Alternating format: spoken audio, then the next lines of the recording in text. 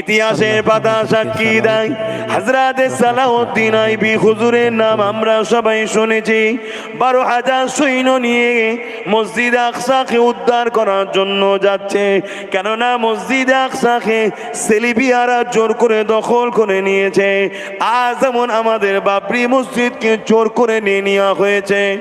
এই নওজোয়ান তরুণেরা সালাউদ্দিন আইবি শুনলেন, শোনার পরে আস্তে আস্তে তিনি উঠে কামরায় গিয়ে সিজদায় পড়ে গেলেন। তাঁবুর ভেতরে গিয়ে এমন করে ফজরের ওয়াক্ত হয়ে যায়, নামাজ আদায় হয়ে গেল।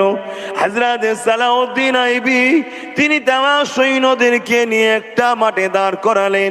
উঁচু জায়গায় দাঁড়িয়ে গিয়ে বলতে লাগলেন, আমার সৈন্যরা, রাত্রিরে আমি গোপনে খবর নিয়েছি সেলিবিয়ারা 4 লক্ষ সৈন্য উলঙ্গ তরোয়াল দিয়ে আল্লাহর ঘর মসজিদ আকসাকে ঘিরে রেখেছে, আর আমাদের সংখ্যা মাত্র 12,000। তবে তোমাদিওকে আমি জানিয়ে দিই, এই লড়াই কিন্তু বড় ভয়ানক লড়াই হবে, এটা বড় খুনি লড়াই হবে, এখানে মানুষ বড় কতল হয়ে যাবে।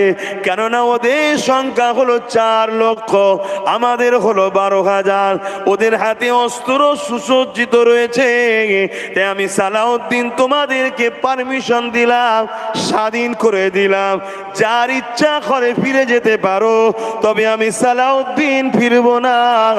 আল্লাহর ঘর যখন পরাধীন হয়ে আছে, আমার বেঁচে থাকার কোনো ইচ্ছা নাই। আমি আল্লাহর ঘরের জন্য শহীদ হওয়া পছন্দ করি, রাজগদিতে বসে মিশরে ফিরে যেতে রাজি নয়। এই চিন্তাধারা আমাদের আছে?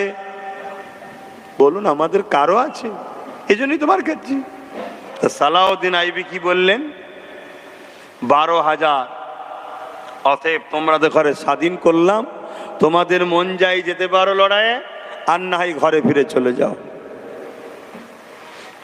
সবাই একটাই কথা বলেছিল, ও হযরত সালাউদ্দিন আইবি, আমরা অন্য কারো সেনা নয়, আমরা সালাউদ্দিন আইবি সেনা, যিনি আল্লাহ নবীকে এতটা ভালোবাসেন, তিনি দরুদ ছাড়া কোনোদিন ঘুমান না, যিনি আল্লাহকে এত ভয় করেন, তাহাজ্জুদের নামাজও কখনো ছাড়েন না, যিনি ইনসানিয়াত পরায়ণ রাজা, তিনার সৈন্য আমরা, তাই কখনো ভয় আমরা করি না।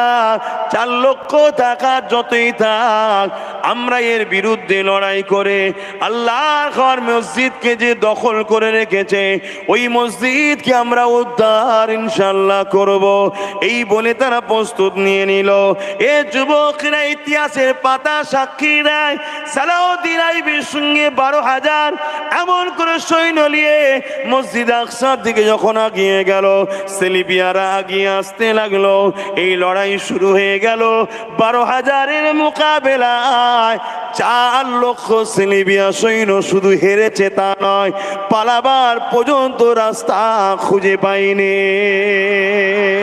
আরো জোরে বলুন সুবহান।